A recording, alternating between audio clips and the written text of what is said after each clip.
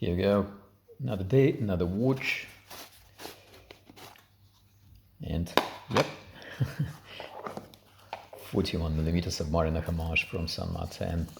Full review, by the way, is on YouTube, and discount codes if you're interested to pick up one from AliExpress. But check the review out first. New clasp. This one is pretty cool, actually.